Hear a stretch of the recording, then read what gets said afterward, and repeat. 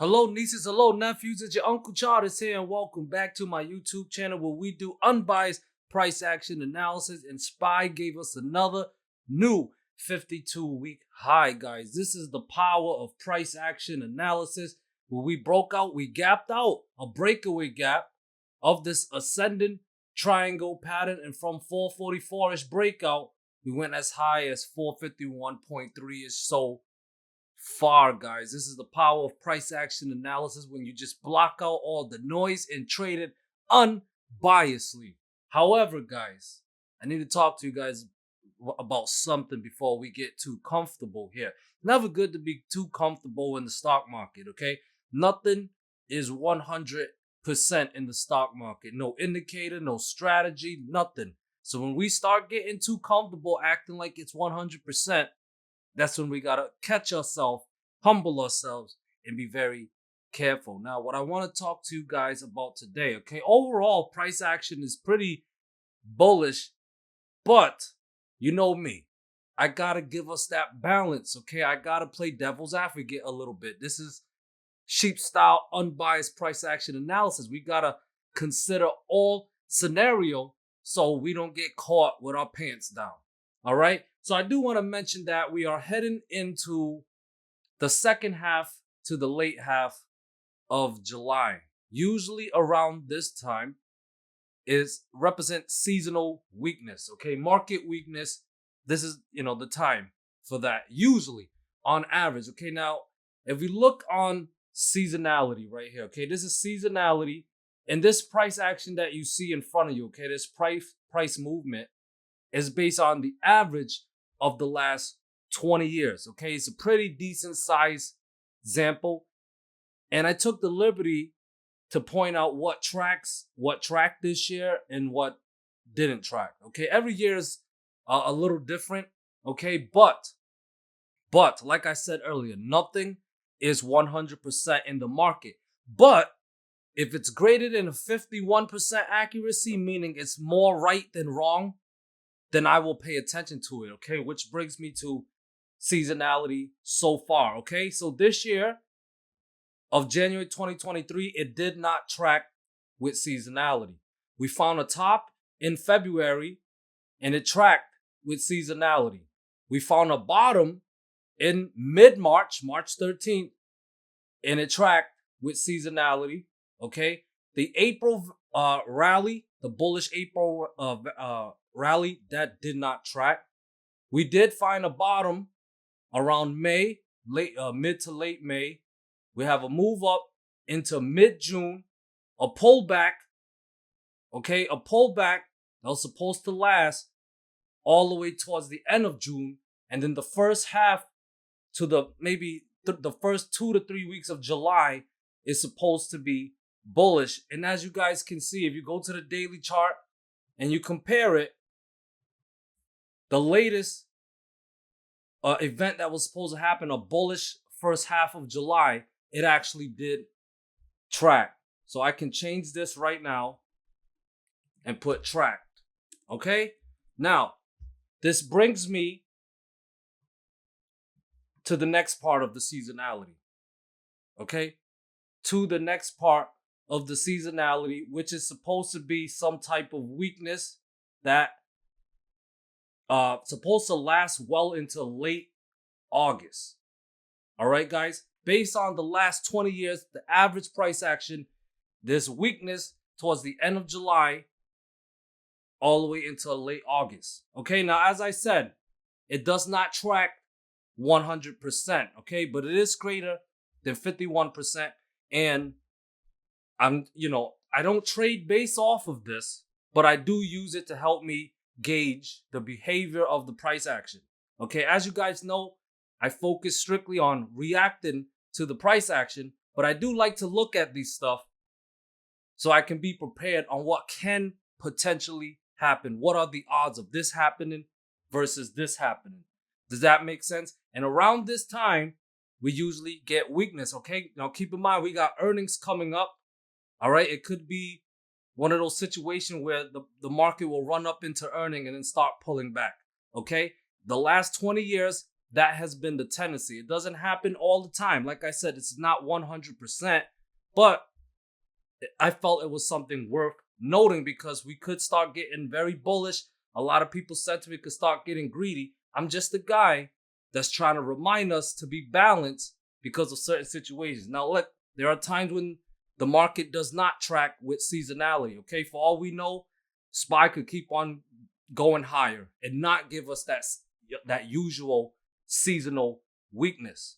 Okay, but I felt it was worth noting. It's based on the last 20 years of data. It's a good sample size that I think we could take that a bit serious.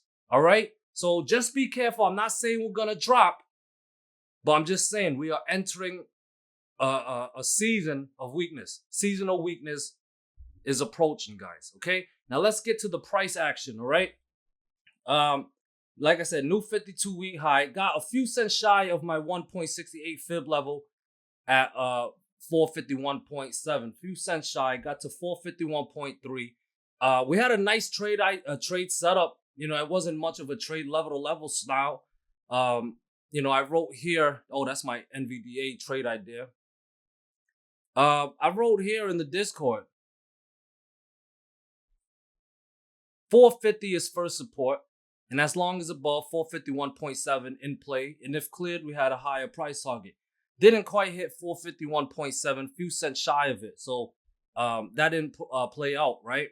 But I wrote here, if 450 fails, 448 to 448.5 zone is next support in play. Okay? And that's pretty much the only trade setup that we had was this breakdown of 450. Tested it as resistant. We see all these wicks trying to confirm the 450 breakdown, and it dropped as low as 448.5. You can see here at the end of the day, towards the end of the day.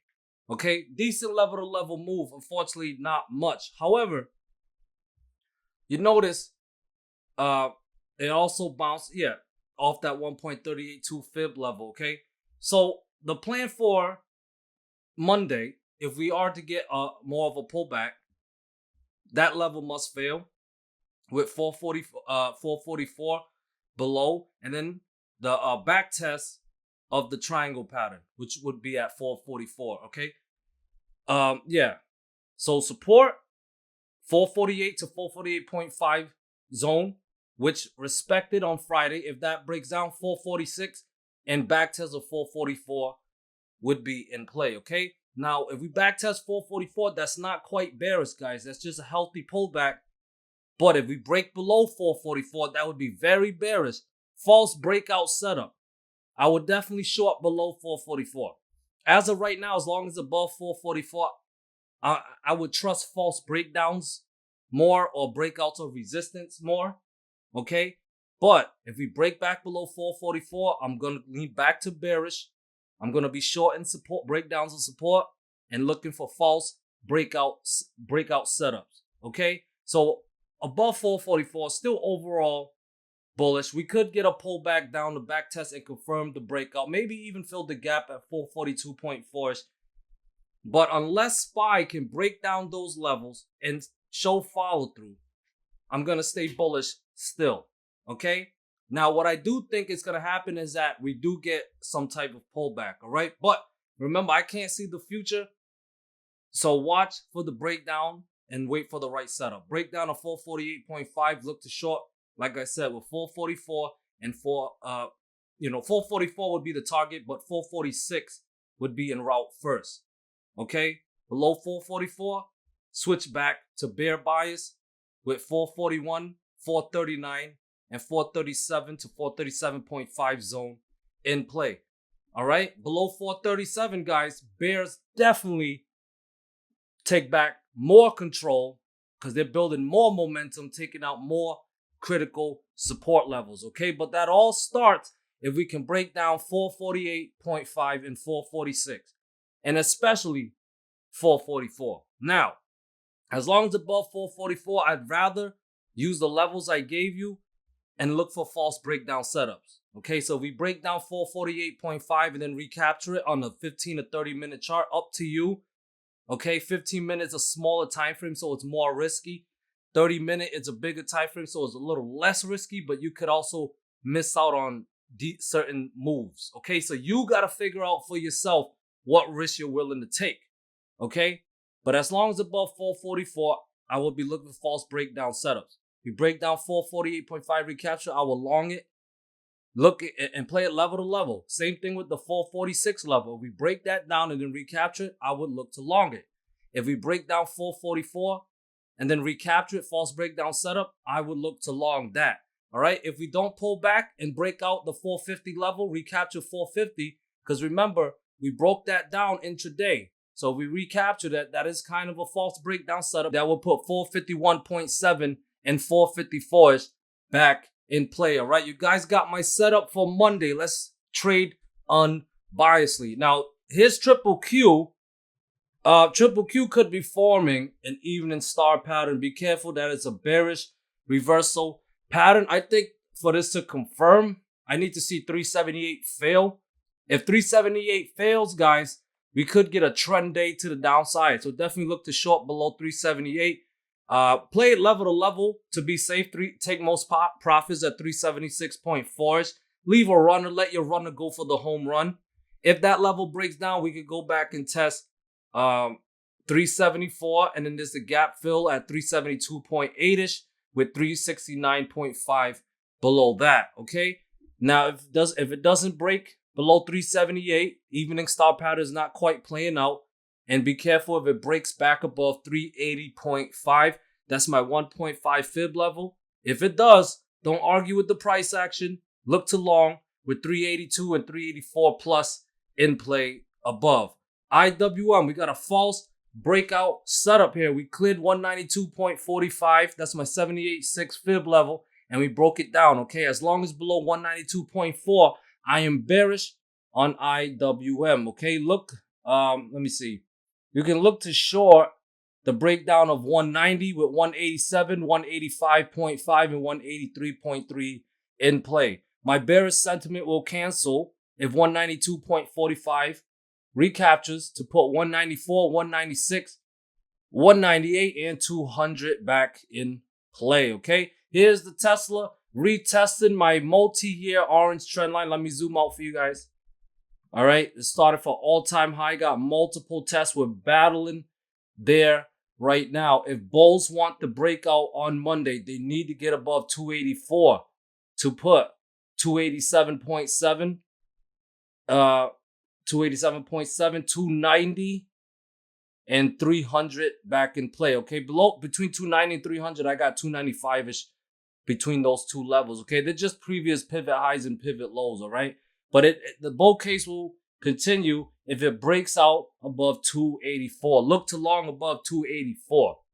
As far as a continued pullback, you know, I'll trust rejections from resistance when it breaks down support. Starting, there is support at 279. I got support at 276, 271.5, and the critical fib level at 268.5. We break down those levels. I would, look to short.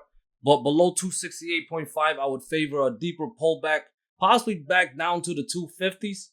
But 265 and 260 would be en route first, okay?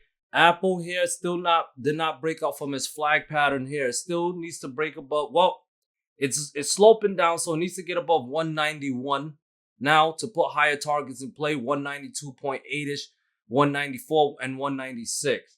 If we want to get trust this rejection, it'll need to break down 189.5 and 188.4, and then 187 is now the pink trend line's support level. Below 187, bears could possibly take control. All right, Meta, we got a false breakout setup on Meta. I got 309 as my 1.382 fib level.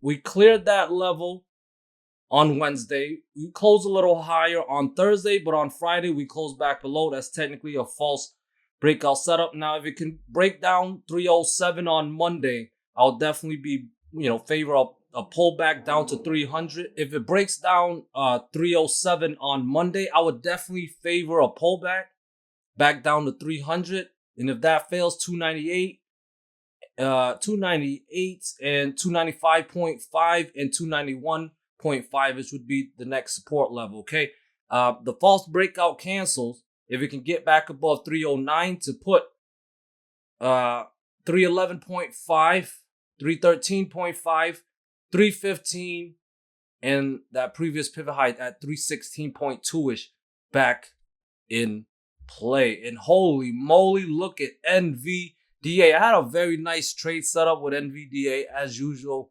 I put here short at 463.9 fail at support with lower targets in play. Long above 466 with 468 and higher targets in play. Both of I think a great day, in my opinion, is when both bulls and bears get to eat. If there's bullish setups and bearish setup. Like, look at this NVDA. It cleared my, I opened it, cleared my 466 level. The yellow line is 466. Cleared it, and it went as high as 480.5. Holy moly, that's an amazing move. And then we got the false breakout setup here around 470, and it even broke below my 463.9 level, which led to a move all the way down to 450.6. Right? This is amazing. This stock is incredible. But here is the setup for Monday. All right, I have support at 454.7, with 450.7 and 449 below that. That's a fib level.